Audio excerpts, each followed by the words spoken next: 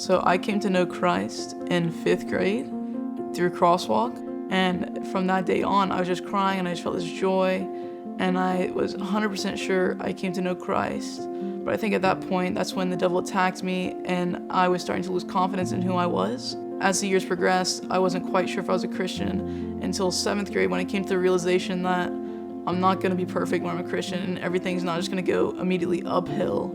I'm not just gonna see heaven immediately, and I'm not going to understand everything that I'm going through. So in 7th grade, that's when it came to the fact that I accepted Christ, and I knew I'd have a personal relationship. It was more than just saying yes.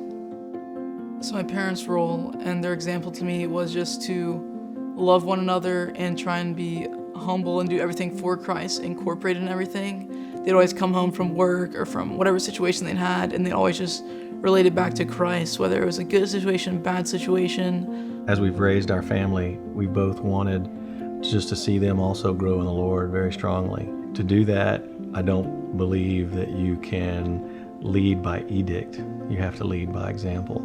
So we've committed a lot to the church as well, but it's our joy. Certainly no teenager, and really no child probably over 3 can't see through when you're not living by the standards that you're setting for them. Now that doesn't mean you don't make mistakes, but it does mean you say you're sorry. You pray with them, you cry with them. When, I've been on my knees in front of my children asking for forgiveness. But they see that.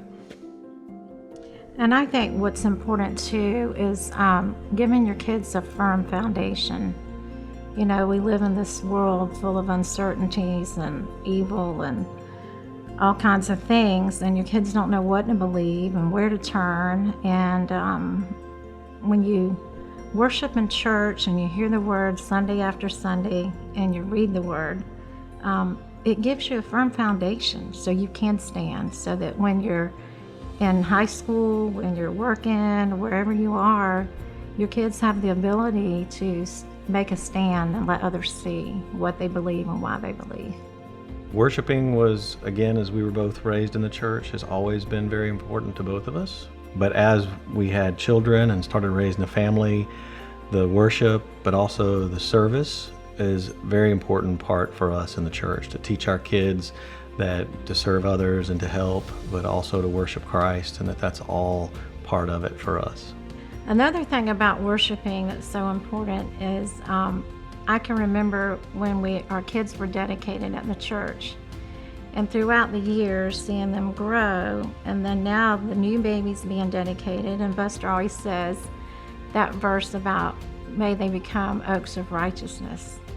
And I think growing up in the church, worshiping together, allows you to learn more about what that means so that you can become oaks of righteousness. And that's what we want for us and our kids.